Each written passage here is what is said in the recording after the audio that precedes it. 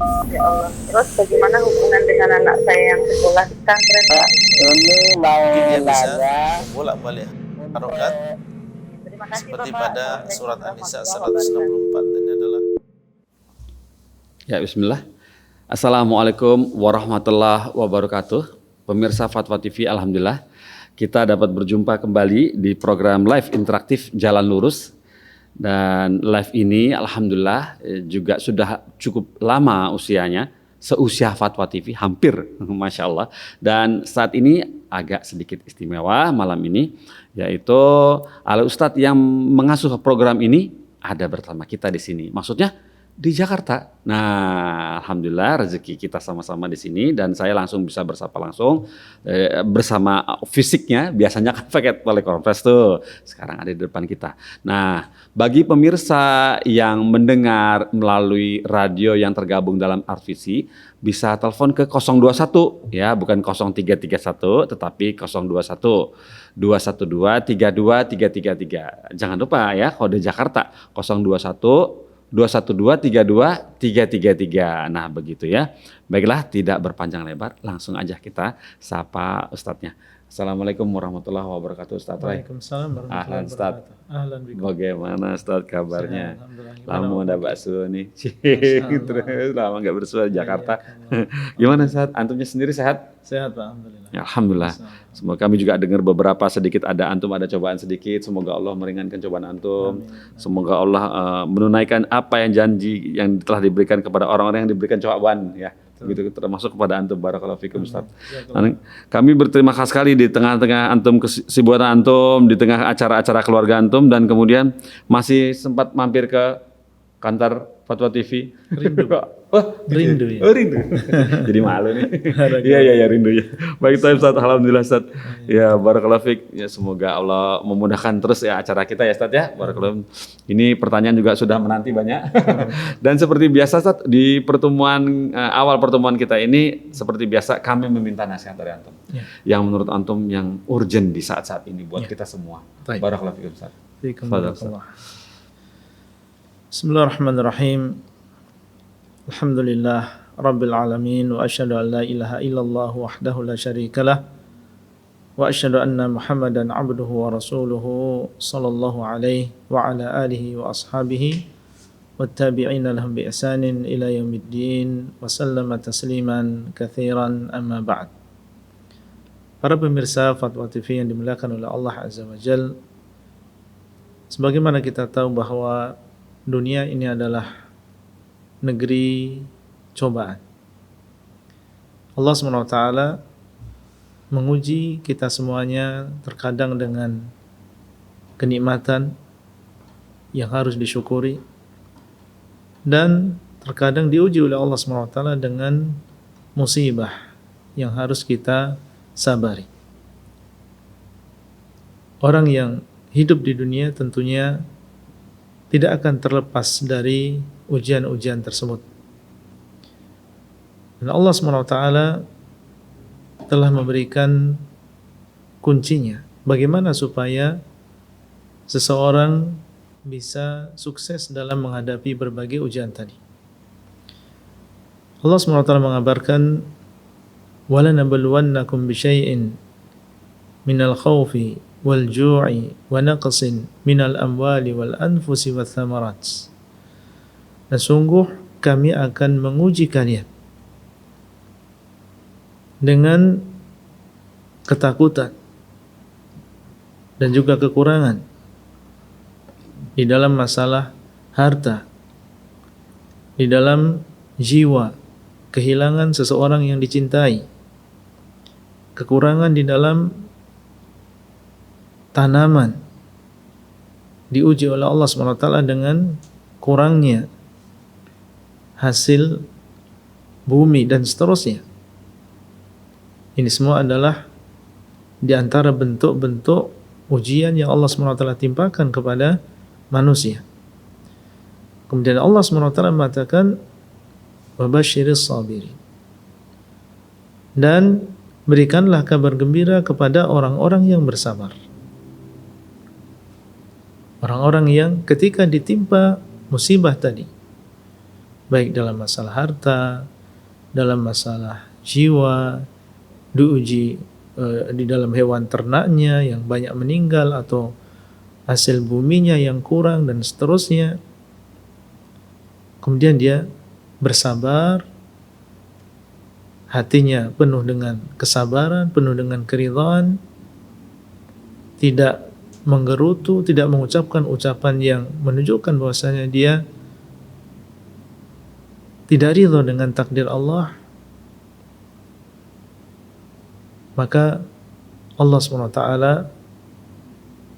memberikan kabar gembira kepada mereka-mereka ini. Wa basyiris sabirin.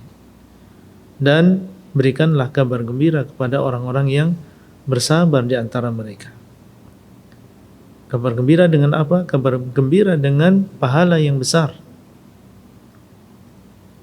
Karena mereka bersabar ketika mendapatkan ujian tersebut. Allah menyebutkan tentang apa yang mereka ucapkan ketika diuji. Alladzina idza asabatuhum musibatun qalu inna lillahi wa inna ilaihi raji'un. Mereka adalah orang-orang yang ketika mendapatkan musibah apa saja, maka mereka mengatakan, inilah ucapan mereka, inna lillahi wa inna ilaihi raji'un. Sesungguhnya kita semua adalah milik Allah, dan sesungguhnya kita semuanya akan kembali kepada Allah. Kita semuanya, kita, anak kita, istri kita, orang tua kita adalah lillah, milik Allah. Kalau Allah SWT berkehendak untuk mengambil sesuatu yang merupakan miliknya, maka itu adalah hak Allah. Tidak boleh kita menggerutu. Itu adalah milik Allah dan Allah mengambil apa yang dia miliki. Inna lillahi ma akhadha wa lahu ma ata. Sesungguhnya milik Allah apa yang dia ambil, dan milik Allah apa yang dia berikan kepada kita. Seandainya kita di dunia dititipi oleh seseorang sesuatu, kemudian orang tersebut datang dan ingin mengambil titipan tersebut, apakah berhak kita untuk marah? Tentunya tidak. Itu adalah milik dia, dititipkan sebentar kepada kita, kemudian dia ingin mengambilnya. Inna lillah, sesungguhnya kita adalah milik Allah, termasuk harta yang kita miliki. Kalau Allah berkehendak untuk mengambilnya, itu adalah milik Allah. Ketika seorang muslim memahami makna ini, maka yang ada di dalam hatinya adalah kesabaran. Tidak ada menggerutu, tidak ada menyalahkan Allah Azza wa Jalla, atau kenapa saya yang harus mendapatkan ujian ini, dan seterusnya. Enggak ada ucapan seperti itu. Inna lillahi wa inna ilaihi raji'un. Dan sesungguhnya kita semua akan kembali kepada Allah. Semuanya akan kembali kepada Allah. Kita dan orang-orang yang kita cintai. Kalau tidak mereka duluan, ya kita, atau bersama. Yang jelas nggak ada yang kekal di dunia ini. Seandainya selamat hari ini, ya dia akan mati kelak. Semuanya akan kembali kepada Allah. Makna yang kedua ini juga seandainya dipahami oleh seseorang yang mendapatkan musibah, maka akan muncul di dalam hatinya ketenangan dalam menghadapi berbagai musibah, melakukan apa yang memang seharusnya, melakukan apa yang disyariatkan, tanpa ada di sana menggerutu, tanpa ada di sana ucapan yang keluar yang menunjukkan bahwasanya dia tidak ridha dengan takdir Allah SWT. Inna lillahi wa inna ilaihi raji'un. Sesungguhnya kita semua adalah milik Allah, dan sesungguhnya kita semuanya akan kembali kepada Allah. Semoga Allah SWT memberikan kepada kita semuanya kesabaran apabila mendapatkan musibah, dan bisa meraih pahala yang besar dari sisi Allah, mendapatkan seperti yang disebutkan dalam ayat tadi, kabar gembira bagi orang-orang yang bersabar. Demikian yang bisa kita sampaikan di awal pertemuan ini. Semoga bermanfaat. Wallahu ta'ala a'lam. Nah, Barakallahu fikum Ustaz. Insyaallah bermanfaat. Baiklah Ustaz, jazakallahu khairan Ustaz atas nasihatnya di pembukaan kali ini dan alhamdulillah langsung disambut Ustaz sama penelpon dari pemirsa. Barakallahu fikum, masyaallah. Baiklah kita sapa sekarang pemirsa yang telepon. Assalamualaikum Fatwa TV. Waalaikumsalam warahmatullahi wabarakatuh. Iya, Ibu Rahma di Jakarta betul ya? Iya. Silakan Ibu Rahma. Assalamualaikum. Ustadz izin bertanya. Assalamualaikum warahmatullahi wabarakatuh. Ustadz, ibu saya kan sudah sepuh Ustadz ya. Ya. 92 gitu Ustadz ya. Masya Allah. 92 Ibu. Ya. Kadang on, kadang off, tapi banyak off-nya ya Ustadz. Kadang-kadang sama saya juga tidak kenal gitu. Ya. Sama dirinya apa. Kan itu kalau udah saya bersihin, saya wuduin gitu Ustadz ya. Tapi saya tanya, berapa rakaat sholat duhur apa gitu. Cuma dia nanti tidak sholat ya gitu Ustadz. Apa kadang-kadang 1 rakaat bacaannya apa gitu. Sekarang yang saya tanyakan itu, saya kan takut ya Ustadz, orang sudah tua. Kadang-kadang Bu baca la ilaha illallah, saya suruh istighfar gitu, dia baca, nanti berhenti gitu Ustadz. Yang saya lakukan ini apa ya Ustadz yang utama sekarang ini gitu loh Ustadz. Ya. Ini, ya itu aja Ustadz, soalnya banyak lupanya gitu. Saya takut nanti kadang-kadang sudah saya bersihin, kencing lagi ya Ustadz, belum sempat dipempesin gitu itu loh. Ya. Diwuduin lagi, atau kalau maksud saya kalau enggak saya wuduin saya enggak dosa apa gimana Ustaz? Ya. Gitu ya. Baik, Bu. Keren Ustaz. Jazakallah khairan, barakallahu fikum. Waalaikumsalam. Barakallahu fikum. Baik. Sebagaimana kita tahu bahwasanya kewajiban sholat ini di antara syaratnya harus berakal. Kalau dia tidak berakal maka tidak sah dan tidak ada kewajiban bagi dia untuk melakukan sholat tersebut. Dalam sebuah hadis Nabi SAW mengatakan, rufi'al qalamu an thalath. Pena itu diangkat dari 3 orang. Di antaranya adalah anil majnuni hatta ya'qil. Diangkat dari orang yang gila sampai dia berakal.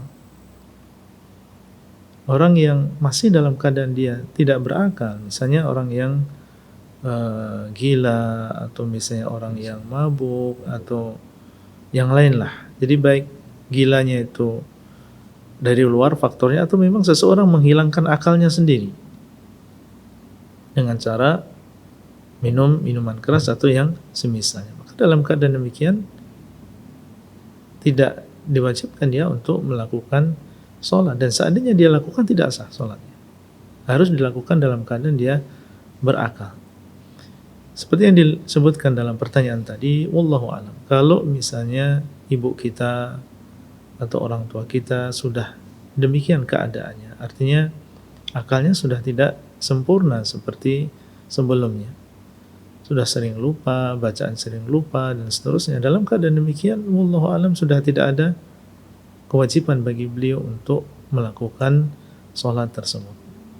Disyaratkan harus dalam keadaan berakal. Apa yang kita lakukan semampu kita, ya, semampu kita. Kalau memang kita bisa mengingatkan beliau berzikir atau melakukan atau membaca Al-Quran atau melakukan sholat, kita ingatkan. Tapi seandainya di sela-sela itu ketika beliau melaksanakan kewajiban atau perkara yang sunnah, kok di sana ada kekurangan, ya jangan kita samakan beliau dengan orang yang masih sempurna. Ya kita semampu kita.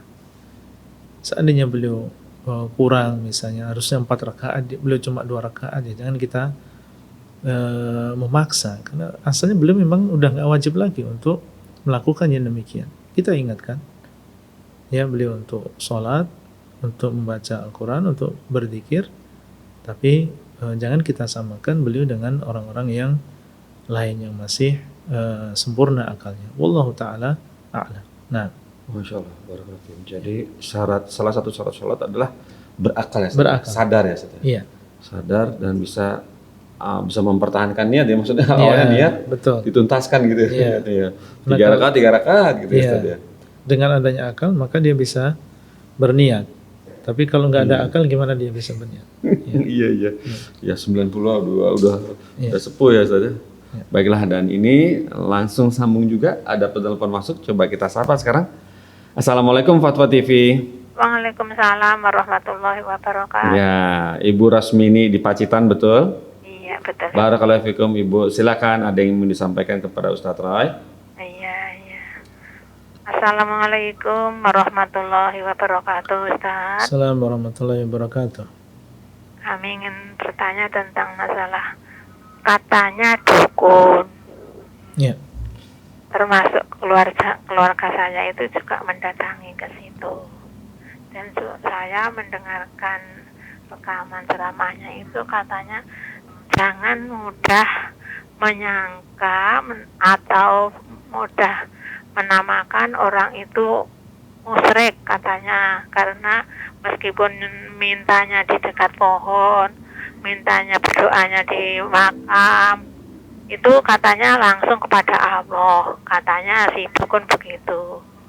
Terus si penderita itu katanya dipijat, terus diolesi minyak.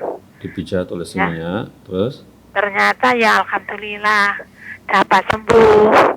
Terus yang saya maksud, yang seperti itu bagaimana? Apa bisa dinamakan dukun yang bagaimana, atau bisa dinamakan ya bisa dimaafkan permintaannya yang seperti itu? Kami juga pikir-pikir ya meskipun punya keluhan, tapi kok seperti itu mintanya, kalau memang ya di masjid atau di mana, kok di kuburan atau dekat pohon besar kok seperti itu. Saya kok mikir-mikirnya kok lucu. Ya demikian saja penjelasan kami. Barakallahu fikum. Assalamualaikum warahmatullahi wabarakatuh. Assalamualaikum warahmatullahi wabarakatuh. Terima kasih Bu Rosmini sudah telepon ke Fatwa TV. Baik. Memang yang dinamakan dengan kesyirikan ini adalah seseorang menyerahkan sebagian ibadah kepada selain Allah. Dan di antara ibadah adalah doa.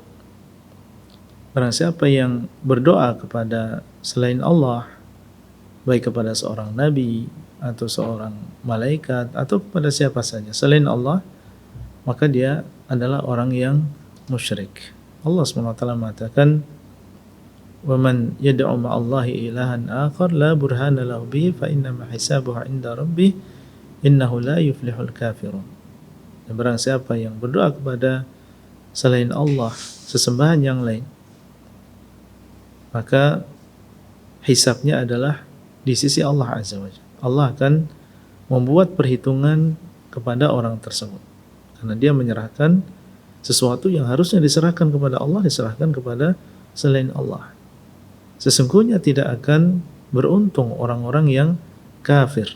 Allah menghukumi orang yang musyrik menyerahkan ibadah kepada selain Allah, di antaranya adalah doa, sebagai orang yang keluar dari agama Islam.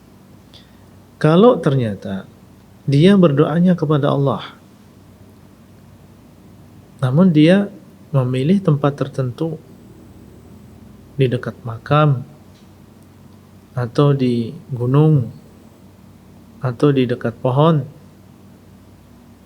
dan benar dia berdoanya kepada Allah, maka seperti yang dia ucapkan tidak kita namakan dengan kesyirikan, karena dia menyerahkan ibadahnya, doanya kepada Allah Azza wa Jalla. Itu kalau ucapannya benar, ya, kalau dia jujur di dalam ucapannya. Tapi kalau ternyata itu tidak benar, artinya selain dia berdoa di tempat-tempat tersebut dan mengkhususkan, dia juga benar-benar ada doa kepada selain Allah. Dan itu ada orang yang berada di samping makam dan dia berdoanya kepada orang yang dimakamkan. Ada yang demikian. Berada di pohon yang besar dan dia berdoa kepada yang menunggu pohon yang besar tersebut. Ada yang demikian, tidak bisa kita ingkari. Kalau itu yang terjadi, maka ini adalah kesyirikan. Tapi kalau hanya sekedar memilih tempat-tempat tersebut dengan keyakinan bahwasanya tempat tersebut adalah tempat yang mustajab untuk berdoa, dan dia berdoa hanya kepada Allah Azza wa Jalla, maka ini bukan termasuk kesyirikan, tapi ini adalah termasuk perbuatan yang bid'ah. sesuatu yang baru di dalam agama Islam. Nabi SAW tidak pernah menyebutkan yang demikian. Dari mana kita bisa meyakini bahwasanya berdoa di dekat kuburan orang yang saleh adalah mustajab? Apa dalilnya bahwasanya berdoa di dekat pohon yang besar adalah mustajab? Ketika tidak kita temukan dalilnya, menunjukkan adalah amalan yang baru, ibadah yang tidak ada contohnya dari Nabi SAW. Ya, sehingga memang benar apa yang tadi disebutkan, kita jangan tergesa-gesa menghukumi orang dengan kesyirikan. Ada seseorang yang datang ke kuburan, dia mengangkat kedua tangannya. Apakah langsung bisa kita katakan dia musyrik? Tidak bisa demikian, karena ada kemungkinan dia di kuburan berdoanya kepada Allah dan dia meyakini bahwasanya berdoa di samping kuburan tersebut adalah doa yang mustajab. Kemudian apa yang tadi disebutkan, terkadang orang yang datang kepada orang tersebut ya sembuh, ini jangan kita langsung mengambil kesimpulan bahwa apa yang dia lakukan itu benar. Bahwasanya berdoa di samping kuburan fulan ini mustajab, bahwasanya berdoa di samping pohon yang besar itu mustajab. Tidak bisa kita ambil kesimpulan yang demikian. Jelas secara dalil kita tahu itu tidak ada dalilnya. Seandainya si sakit tersebut sembuh, yaitu bertepatan dengan takdir Allah.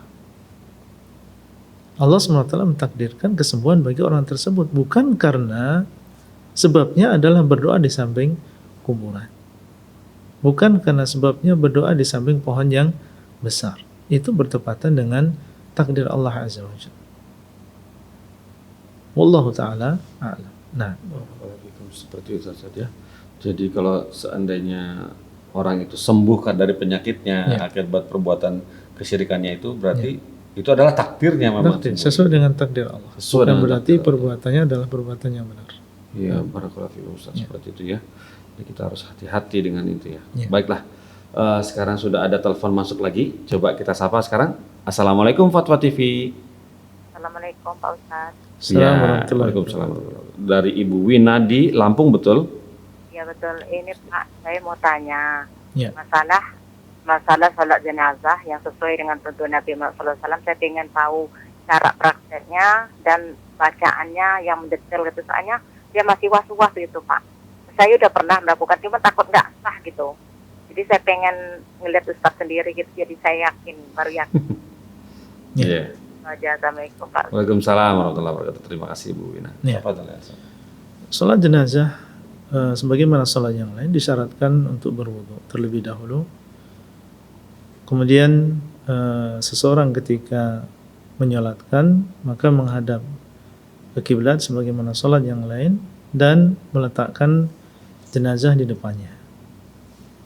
Ya, pendapat sebagian madhab seperti Hanabilah, kalau misalnya jenazahnya adalah laki-laki maka kita berusaha untuk menghadap ke arah dadanya.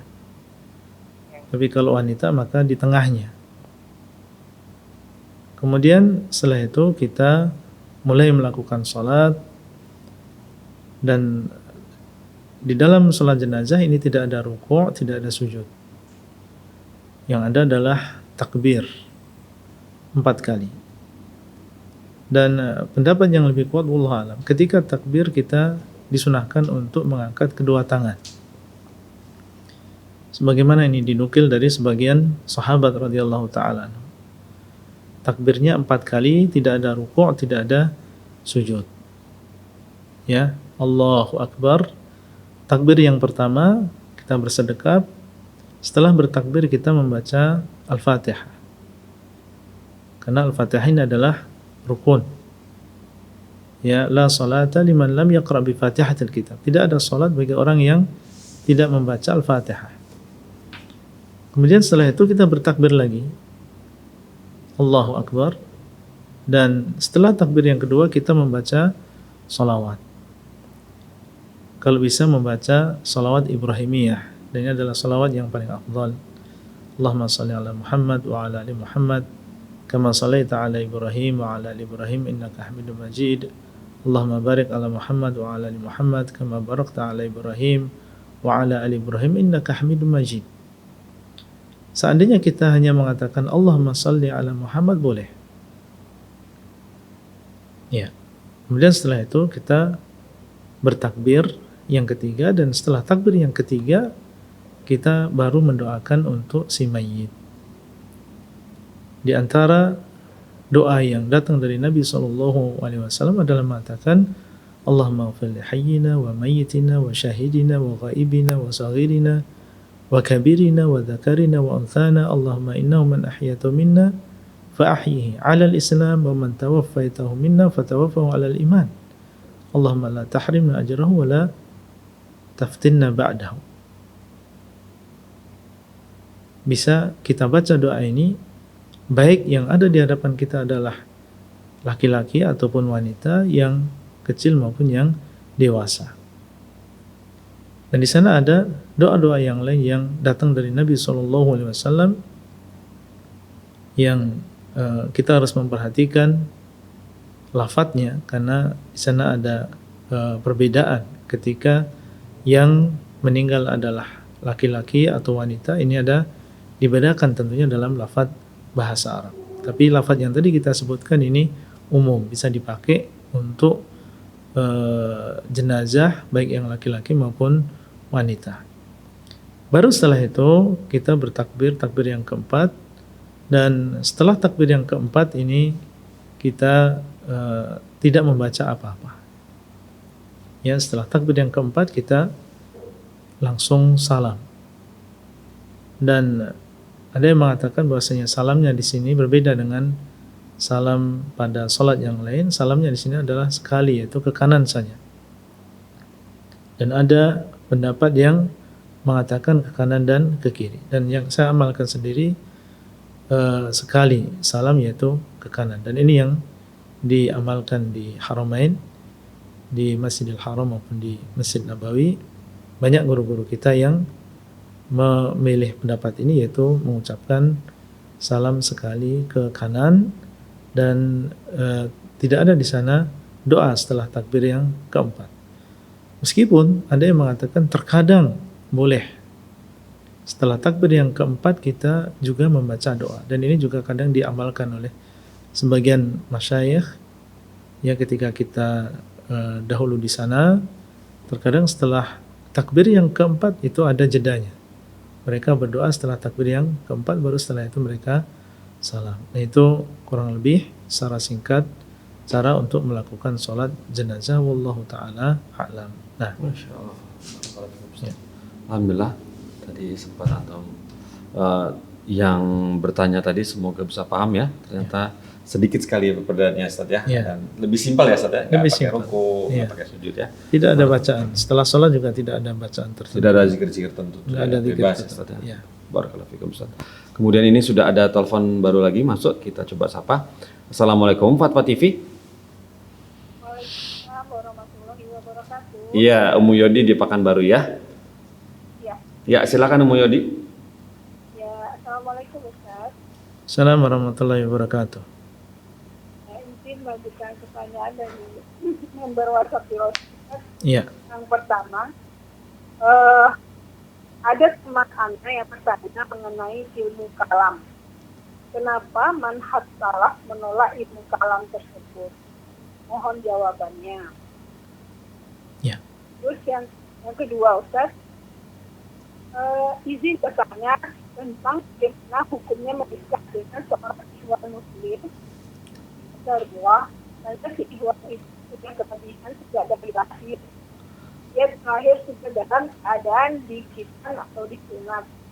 Ada sampai sekarang supaya tidak serius. Kedengaran? Ibu Ummu Yodi, apa nih Bu Yodi? Yang pertanyaan pertama kami bisa paham, tapi yang kedua itu bisa diulang Ummu Yodi, karena putus-putus suaranya.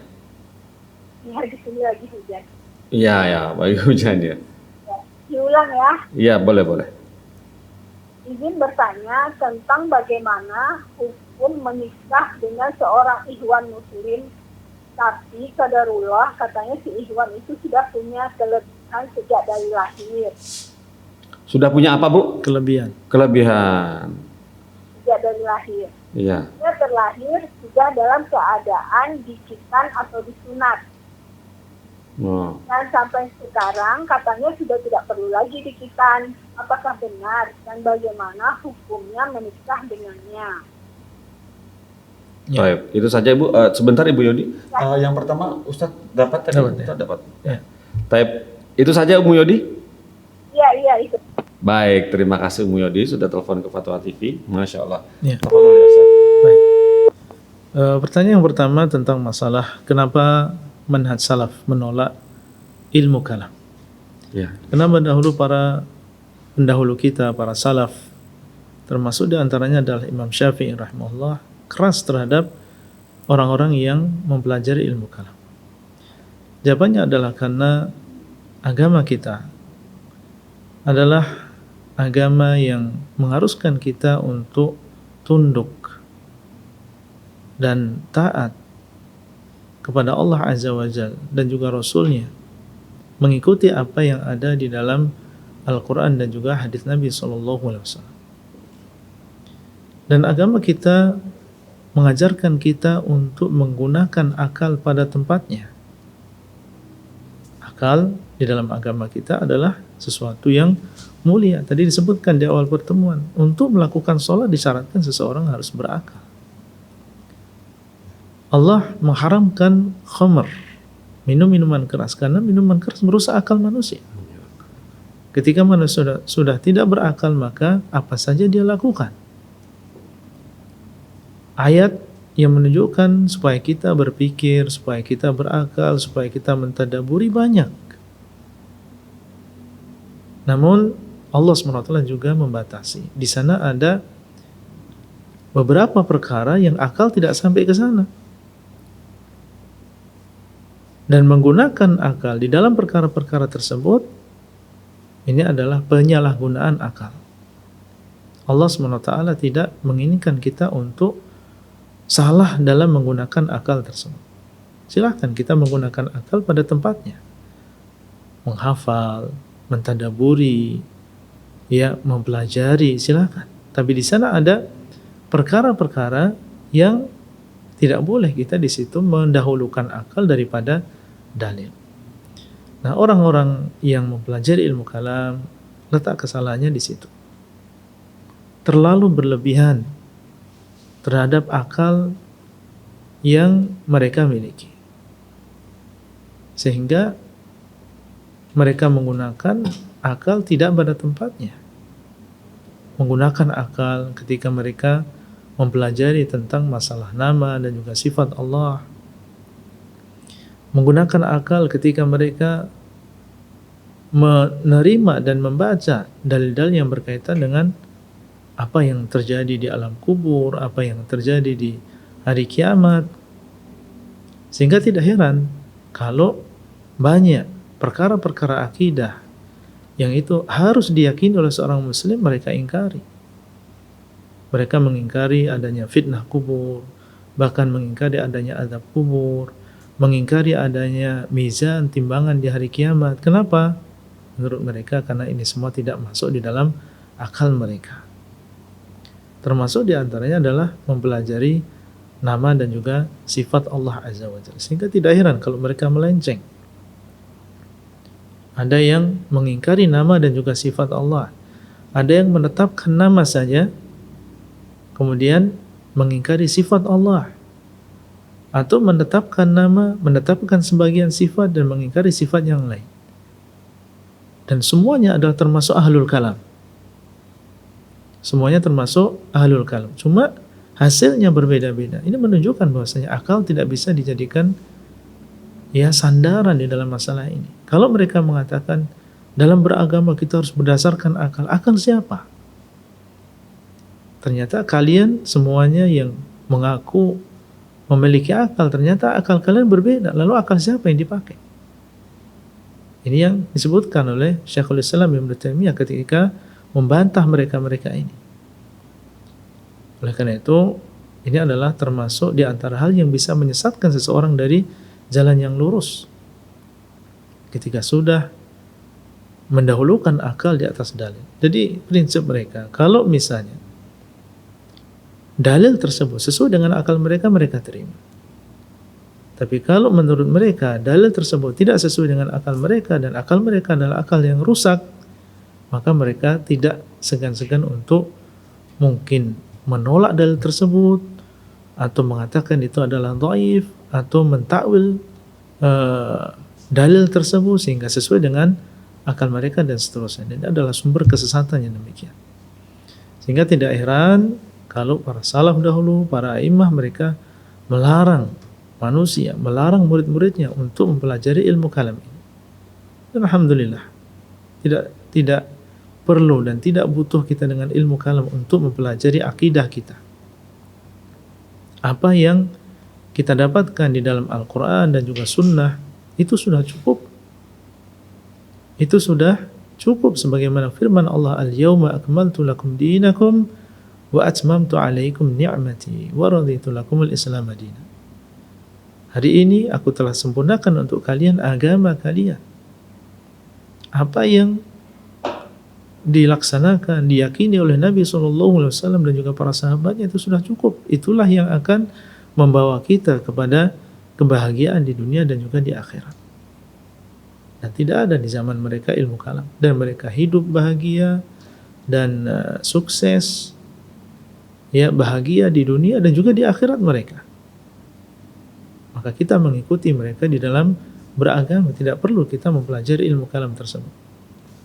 Dan kisah, ucapan orang-orang yang sudah terlanjur masuk di dalam ilmu kalam dan mereka menyesal. Kenapa mereka masuk di dalam ilmu kalam ini banyak. Nukilan-nukilan dari pembesar-pembesar mereka yang sudah keliling, melalang buana ke berbagai sekolah ilmu kalam. Dan di akhir kehidupan mereka, mereka menyesal. Kenapa mereka habiskan waktunya puluhan tahun untuk qila wa qal, katanya, berpindah dari satu madrasah ke madrasah yang lain.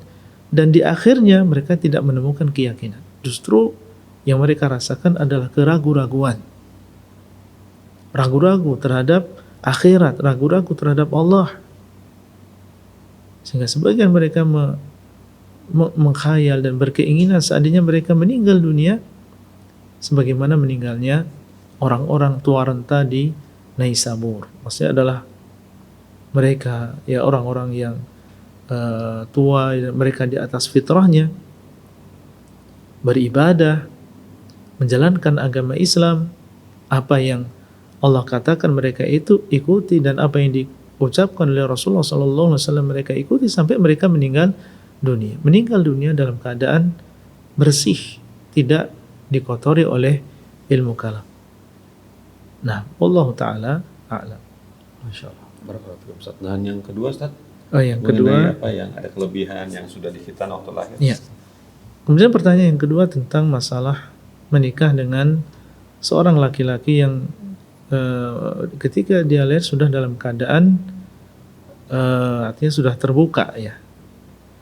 Terbuka bagian kemaluannya yang seharusnya normalnya itu seorang harus dikhitan karena ini berkaitan dengan masalah syarat sahnya sholat, ya, syarat sahnya sholat, sehingga seorang laki-laki dalam agama kita ini diwajibkan untuk khitan. Ketika dia tidak khitan maka tidak sah sholatnya, ya, masih ada najisnya. Ketika dikhitan maka bersih. Ini diantara hikmah dari kewajiban khitan tersebut. Kalau memang ada seseorang, seandainya itu terjadi, ya, ketika dia lahir dalam keadaan sudah terbuka sehingga dia kencing dalam keadaan bersih dan tidak mengganggu sholatnya, artinya sudah terpenuhi syarat sahnya di dalam keadaan suci, dalam keadaan bersih, maka dalam keadaan demikian tidak masalah, ya, tidak masalah, ya, seseorang dia tumbuh dewasa balik dalam keadaan dia tidak dikhitan lagi, karena memang maksud dari khitan sendiri seperti yang tadi kita sampaikan supaya dia bersih, tidak najis. ketika memang dia lahir dalam keadaan seperti itu, ya sudah seperti orang yang sudah dikhitan, maka tidak diwajibkan lagi dia untuk melakukan khitan. Sehingga seandainya seorang wanita menikah dengan laki-laki tersebut tidak masalah. Wallahu taala a'lam. Nah, Masya Allah. Barakallahu Ustaz. ya. Alhamdulillah. Dan ini sudah antrian berikut, Ustaz. Ya. Telepon masuk lagi. Ya. Assalamualaikum Fatwa TV. Ya. Assalamualaikum Fatwa TV. Waalaikumsalam Ya. warahmatullahi wabarakatuh. Ya, Abu Rizal di Kalimantan, betul ya? Ya, Silakan Bapak. Pak Ustadz. Ya, Pak Ustadz mau tanya tentang orang yang sudah meninggal ya Pak Ustadz. Ya. Saya tahu kalau tidak salah itu orang yang sudah meninggal itu dapat amalannya dari 3 hal ya. Ya. Ilmu yang bermanfaat yang diamalkan, sedekah jariyah, dan dari anaknya yang soleh ya Pak Ustadz. Ya. Mungkin yang masih bisa kita lakukan dari kita sebagai anaknya diusahakan supaya bisa sampai doanya ya. Kita berusaha bagaimana caranya supaya memang doa kita itu bisa sampai Pak Ustadz. Apabila kita minta doa secara umum sama Allah ya, maksudnya kita nggak tahu orang tua kita dulu dosanya apa kita bolehkah Pak Ustadz cuman kita meminta maaf atas dosa-dosa orang tua kita secara umum itu aja Pak Ustadz ya. Ya. Ada keterangan kalau nggak salah Pak Ustadz, mungkin ini keterangan betul kah, katanya ada keterangan begini Pak Ustadz, kalau orang yang sudah meninggal itu di alam kuburnya itu minta sama Allah supaya dikasih bisa dikembalikan lagi ke dunia hanya untuk beribadah sesaat untuk menambah amal ibadahnya. Apakah keterangan itu betul Pak Ustadz? Mungkin itu aja dulu Pak Ustadz. Terima kasih Pak Ustadz. Ya. Assalamualaikum warahmatullahi wabarakatuh. Waalaikumsalam warahmatullahi wabarakatuh. Terima kasih Abu Rizal. Ya. Pertama, hadis yang dimaksud adalah ucapan Nabi sallallahu alaihi wasallam, "Idza mata ibnu Adam inqata'a anhu 'amaluhu illa min thalath." Apabila seorang anak Adam meninggal dunia, maka terputus amalannya kecuali dari 3 perkara. Di antaranya adalah ilmu yang bermanfaat, kemudian sedekah jariyah, kemudian doa anak kepada orang tuanya. Apa yang disebutkan dalam pertanyaan tadi, ketika kita mendoakan untuk orang tua kita dengan ampunan, apakah cukup kita mendoakan dengan ampunan secara umum? Mengatakan, ya Allah, ampunilah seluruh dosa orang tua saya. Maafkanlah mereka. Seandainya mereka punya dosa, maka ampunilah ya Allah, maafkan dia. Kita ulang-ulang yang demikian, tanpa kita menyebutkan secara terperinci dosa-dosa yang dilakukan oleh orang tua kita. Kita katakan yang demikian cukup, alhamdulillah. Tidak ada kewajiban dan keharusan bagi kita untuk memperinci dosa yang dilakukan, baik ketika kita mendoakan untuk diri kita sendiri maupun mendoakan untuk orang lain. Bahkan Nabi SAW mengajarkan meminta ampunan dari seluruh dosa secara umum. Di antara doa yang datang dari beliau sallallahu alaihi wasallam, Allahumma ighfir li dhanbi kullah dikkahu wa jillah wa awwalahu wa akhirah wa alaniyatahu wa sirrah. Ya Allah, ampunilah dosaku semuanya, yang kecil maupun yang besar, yang dahulu maupun yang sekarang, yang tersembunyi maupun yang kelihatan oleh orang lain. Ini adalah doa meminta ampunan secara umum. Dan ini adalah tentunya lebih mudah bagi seseorang. Seandainya seseorang sekarang diwajibkan, diharuskan menyebutkan dosa yang dia lakukan ketika dia memohon ampun. Seandainya disyaratkan harus ingat dosanya, banyak dosa-dosa yang kita tidak ingat. Jangankan dosa orang lain, dosa yang kita lakukan, kalau kita disuruh untuk menyebutkan satu persatu, kita nggak ingat. Terlalu banyak dosa yang kita lakukan. Alhamdulillah, tidak ada di sana syarat ketika seseorang meminta ampun harus menyebutkan dosa yang dia lakukan. Seandainya seseorang itu dosa kita sendiri, apalagi dosa orang lain, dosa orang tua kita tidak tahu apa yang mereka lakukan. Ya, jangankan yang tersembunyi, yang kadang dilihat oleh orang lain pun kita belum tentu tahu apa yang mereka lakukan. Sehingga cukup kita meminta kepada Allah, ya Allah, ampunilah seluruh dosa yang dilakukan oleh orang tua saya, baik yang kecil maupun yang besar, yang dahulu maupun yang terakhir, yang tersembunyi maupun yang kelihatan. Justru dengan doa yang seperti ini kita berharap seluruh dosanya diampuni. Berbeda kalau kita menyebutkan satu persatu. Nah, ini rahmat dari Allah Azza wa Jalla. Jadi tidak diharuskan seseorang untuk menyebutkan dosanya ketika dia memohon ampun untuk dirinya sendiri maupun untuk orang lain. Wallahu ta'ala a'lam. Nah, Masya Allah, seperti itu saja. Kemudian yang pertanyaan kedua Ustaz, mengenai itu Ustaz, yang katanya orang meninggal itu berharap untuk dibangkitkan untuk beribadah walaupun sedikit. ya. Itu kalau secara ucapan atau dia berdoa kepada Allah, sebagaimana dalam hadis tadi kan disebutkan, in qata'a anhu amaluhu, terputus seluruh amalannya. Termasuk diantaranya adalah doa. Doa itu kan amalan. Ya.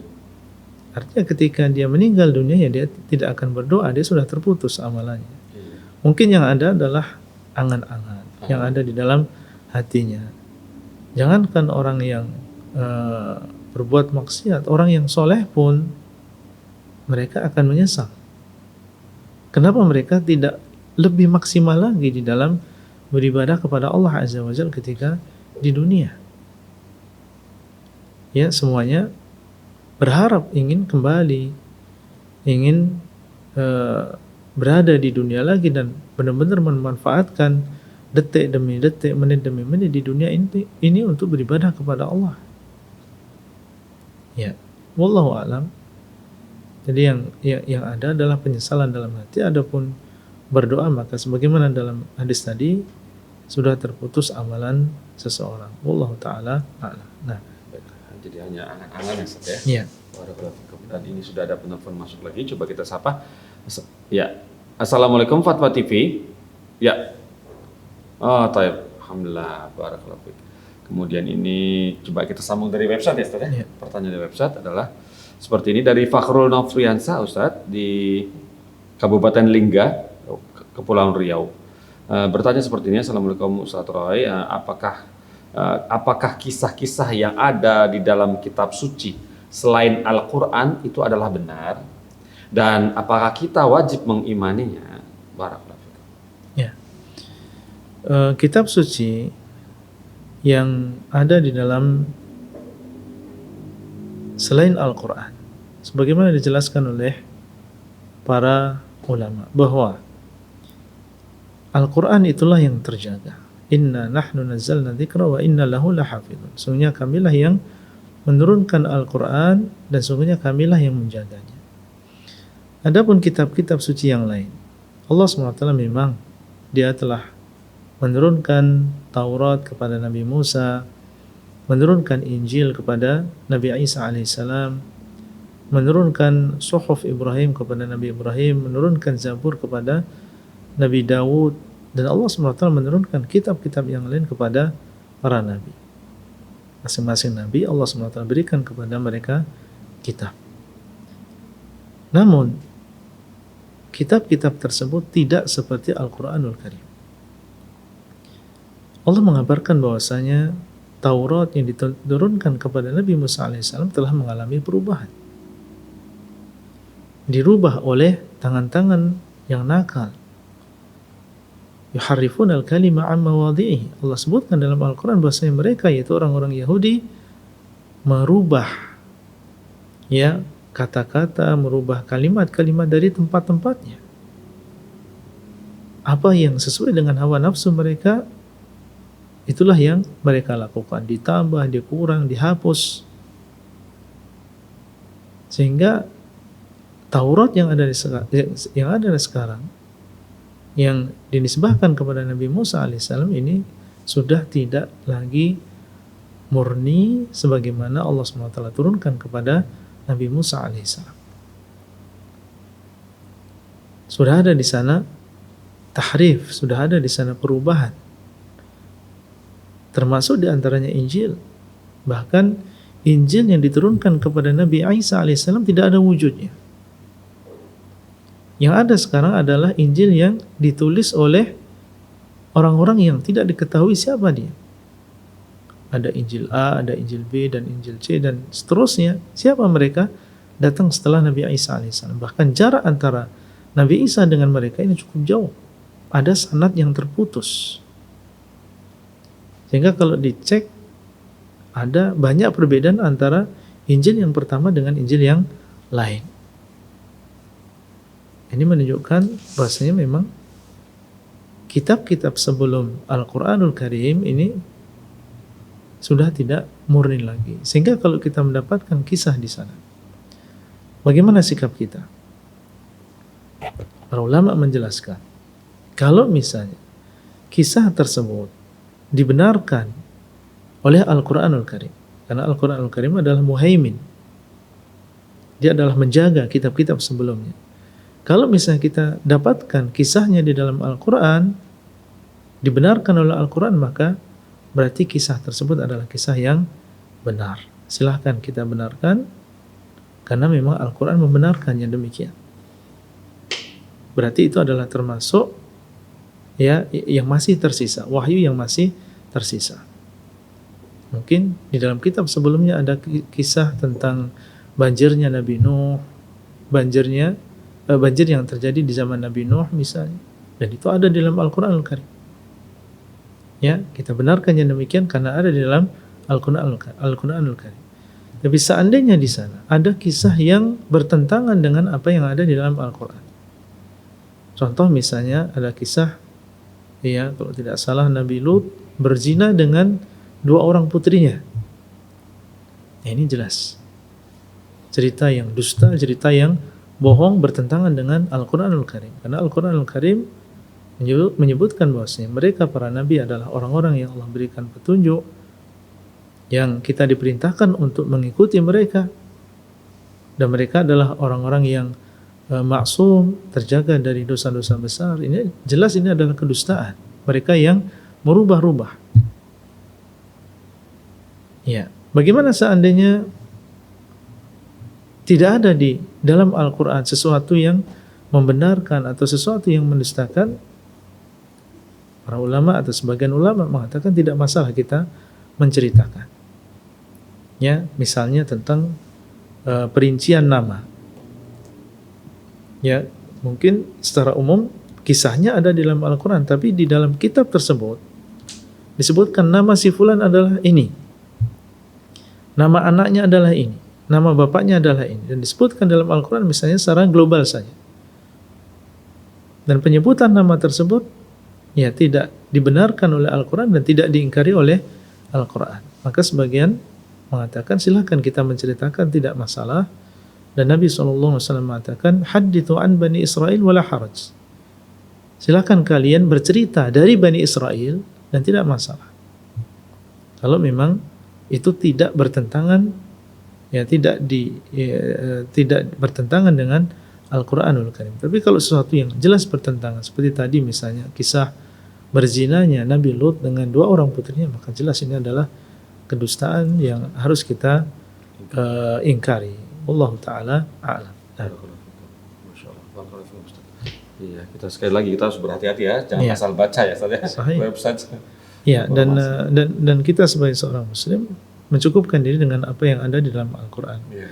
Saya ingat Nabi SAW pernah menemukan Umar bin Khattab radhiyallahu taala anhu, dan beliau dalam keadaan memegang beberapa lembaran yang itu dari kitab sebelum Al-Quran. Yeah. Kita tahu bahwasanya di Madinah dulu banyak orang-orang Yahudi. Yeah. Kemudian Nabi SAW mengatakan, mengingatkan kepada Umar bin Khattab radhiyallahu taala mengatakan, amutahawwikun ya Ibn Khattab, apakah engkau bingung wahai Ibn Khattab? Ya, apakah engkau bingung? Yaitu kamu baca Al-Quran, membaca lembaran-lembaran tersebut. Kemudian beliau mengingatkan, lau anna Musa kana hayyan ma wasi'ahu illa yattabi'ani. Seandainya Musa sekarang ini hidup, dan Musa adalah yang diturunkan kepada beliau kitab Taurat tersebut. Seandainya beliau masih hidup sekarang, tidak ada pilihan bagi dia kecuali mengikuti aku. Artinya meninggalkan Taurat dan mengikuti Al-Quran. Padahal itu Nabi yang telah diturunkan kepadanya Taurat. Itu saja harus mengikuti Al-Quran dan meninggalkan Taurat. Kok kita justru malah membaca Taurat? Ya. Jadi cukup apa yang ada di dalam Al-Quran. Barang siapa yang menginginkan kebahagiaan di dunia dan di akhirat, itu cukup dengan apa yang ada di dalam Al-Quran. Alhamdulillah. Nah, seperti ya. Jadi kita mencukupkan diri dengan apa yang sudah kita miliki, ya, yaitu Al-Quran yang diwariskan untuk kita semua. Barakallahu Ustaz. Masya Allah Ustaz. Alhamdulillah Ustaz.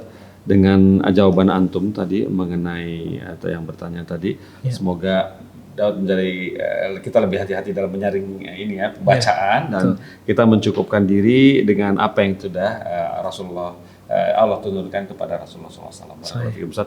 Dan jawaban antum tadi menuntaskan acara kita malam ini. Masya Allah. Alhamdulillah. Semoga pekan depan antum masih bersedia kita ganggu lagi di Baik. acara pertanyaan-pertanyaan seperti ini. Ya. Semoga dapat menjadi berkah buat kita semua dan pelajaran buat kita semua ya Ustaz ya. Amin. Ustaz, bolehkah acara ini kami tutup? Silakan Pak. Barakallahu fikum. Pemirsa Fatwa TV, nah sudah selesai deh. Insya Allah kita berjumpa lagi di pekan depan bersama Ustadz Dr. Abdullah Roy Hafizahullah Ta'ala, dan kita belum tahu apakah bertemu di Jakarta atau bertemu di Jember ya. Barakallahu fikum, di mana saja yang penting kita dapat ilmu. Nah, kemudian kita tutup acara ini dengan kafaratul majelis. Subhanakallahumma wa bihamdika asyhadu an la ilaha illa anta astaghfiruka wa atubu ilaika. Wassalamualaikum warahmatullahi wabarakatuh. Ya Allah. Terus bagaimana hubungan dengan anak saya yang sekolah di pesantren, Pak? Ini mau nanya bolak-balik harokat Terima kasih, seperti Bapak. pada surat Waalaikumsalam An-Nisa warahmatullahi wabarakatuh. 164.